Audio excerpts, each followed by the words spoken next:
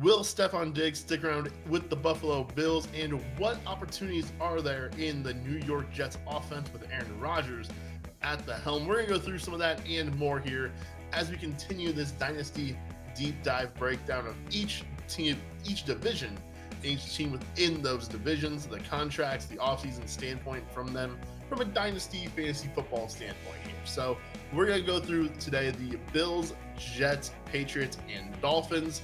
Miami Dolphins being eliminated last night as of this recording by the Kansas City Chiefs out here in a very frigid, snow-covered and cold Kansas City. Let's start out with those Buffalo Bills, and they have among free agents, they've got quarterback Kyle Allen, Damian Harris, and Latavius Murray at running back, and then wide receiver Gabe Davis and Trent Sherfield. Now, it's not a huge group of guys there at free agencies. I mean, Gabe Davis is definitely a guy, though, who, if he leaves, I fully expect he will, that can mean a lot of routes for other guys because Gabe Davis plays a ton. He plays a lot. And I actually think we're going to be surprised by just how much money someone gives Gabe Davis this offseason. But to me, the bigger names are guys who I think could be cut or traded from this roster. Stefon Diggs is a guy who I could definitely see leaving Buffalo this offseason. It would have to be a post-June 1st move. Because of salary cap implications. But if he's really as upset as it kind of seems like he has been with this offense, as frustrated as he has been, his second half usage after the OC change just hasn't really been very good. I have bad vibes all around right now with Stefon Diggs. And also at his age, he's definitely not a player I want on my roster at the moment. If I'm a true contender, sure. But I think even then I would kind of rather move on and get somebody maybe a bit riskier, but a bit younger for sure. And, if that were the case, then the whole Buffalo Bills offense as we know it could completely change entirely. Deontay Hardy is another player I expect to be out the door. And Dawson Knox, much like Stefon Diggs, it would take a post-June 1st move, and it would hurt a little bit to do it. I don't think it's too overly likely for him to be moved, but it could happen.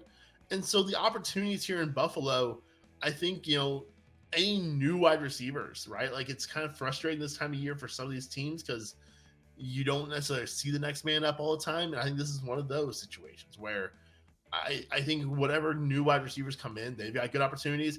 Khalil Shakir would be the guy. If you're looking to speculate on a wide receiver in Buffalo, Khalil Shakir would be the one that you could probably go acquire pretty cheaply in your Dynasty League right now and be able to get some gains on from there.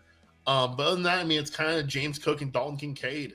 Those are kind of the two guys looking at the next era of Buffalo Bills offensive weapons.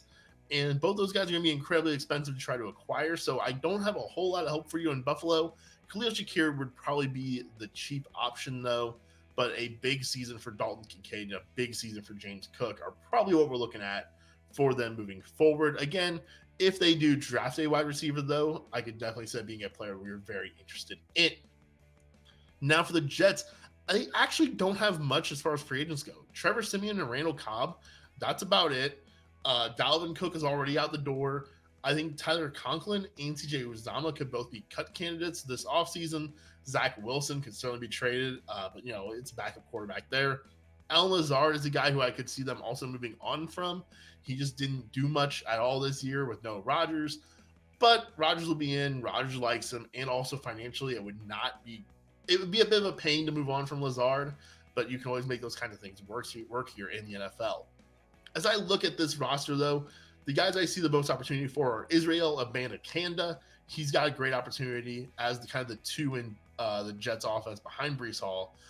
Michael Carter Jr., gone. Dalvin Cook, gone. So he was buried on the depth chart back in April when he was drafted. I know I especially was very disappointed in that for him, but the path has cleared out. Now it's just him and Breece. So Abanikanda could definitely be a handcuff with some good opportunities. Xavier Gibson and Jason Brownlee are two wide receivers I want to point out here, as both guys are young and have a chance to move up the depth chart a little bit here if either of those guys can earn the love and admiration of Aaron Rodgers. I think both those guys could then potentially earn a role, but that is asking for quite a bit for a young wide receiver with Rodgers. I expect they're going to go sign some more veterans because that's what Aaron Rodgers would like. Jeremy Ruckert is a tight end who I just wanted to also throw his name out there as a guy to mention. with 2 other tight ends potentially being out the door as cut candidates.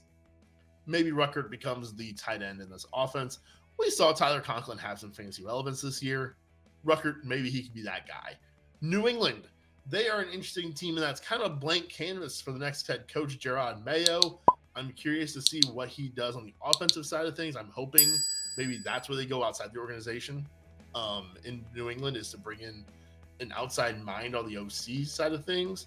But regardless, their free agents include Ezekiel Elliott, Kendrick Bourne, Jalen Reagor, Hunter Henry, Mike Gesicki, and Pharaoh Brown. I can also certainly see them moving on from both Mac Jones and Bailey Zappi, as well as in the backfield with Jermichael Hasty and Kevin Harris. So basically, the opportunities here are another one where it's kind of up in the air for whoever's new that comes in. Juju Smith-Schuster, I think, is probably still on this roster next year, kind of just on a money situation there, right? But I'm not exactly looking to buy in on Juju and his exploding knee. So it could be one where it's kind of blank canvas. It could be whoever. I would really like it if like a Kendrick Bourne were still on this team. But Demario Douglas, that's the guy who has been pretty productive last year, could be a sneaky buy player. And if they get a QB who can at least do anything at all, then I think Demario Douglas could be a guy who is a flex option throughout the year next year. Lastly, the Miami Dolphins, who just got froze out in Kansas City last night. They got pretty much everyone except for their main players are free agents. In that, at running back, it's Stefon Ahmed. At wide receiver, it's Cedric Wilson, Braxton Berrios, Chase Claypool, Rivers Craycraft, and Robbie Chosen-Anderson. And then at tight end, it's Tyler Kroft. I could also see them moving on from Mike White as well as Jeff Wilson. So I think that, with the way this Dolphins offense is run, however, there's not really opportunity for tertiary weapons to kind of move up the pecking order, right? Think about how few opportunities the number 3 receiver and the tight ends already get in Miami. I don't expect a depth guy to move up or have a big opportunity moving forward. I just want to take a moment here to highlight a buy low on Jalen Waddle. Waddle has been one of the better wide receivers through his first 2 years. He was wide receiver 13 and wide receiver 8 in his first 2 seasons in PPR scoring. Last year, he was wide receiver 34. It was just kind of a messy season for Waddle. He dealt with injuries. He has career lows across the board, receiving, receptions, receiving yards, targets, touchdowns, everything. So why buy low? I think it's because he was a really, really productive wide receiver in his first 2 years. He's also just 25 going into his age 26 season. He's about 4 years younger than his teammate Tyreek Hill. If Hill, we saw Hill get banged up here late in the season. And so basically it's just a bet on a talented player who I think you can buy low this year and really have that payoff in the future. And he can go right back into being a good cog in your lineup. Maybe not as your wide receiver 1. I think that was kind of the hopes and dreams from him at one point, because he's been that, right? He's been the number 8 wide receiver in fantasy before. I think maybe more of I want to see him be my wide receiver 2, right? Much like how I think we've kind of seen T. Higgins settle in that range. I think that's where maybe we want to see or do see Waddle kind of end up settling, is more of that wide receiver like 15 to 20, maybe even closer to 24. And that's okay, because I think with Waddle also, you're going to have to splash games still. They didn't really happen much this year, but I definitely think the player still has it, right? You watch Jalen Waddle on the field, when he's healthy and he's good to go, he can still absolutely make those big plays. So Waddle is definitely a player I am buying low on. It's a bit of a pricey buy low for sure. You're not going to get him for a second round pick or something like that, but you are going to pay up a little bit to get a player like that. But I think he would definitely be a worthwhile investment for your Dynasty fantasy football team. So guys, that will do it for us here. Be sure to check out these other videos. Hey, we just broke down the NFC South and the AFC South. I'm also going to record one on the NFC East here in just a second. And so we're going to go through each and every one of these divisions, check out each and every one of those.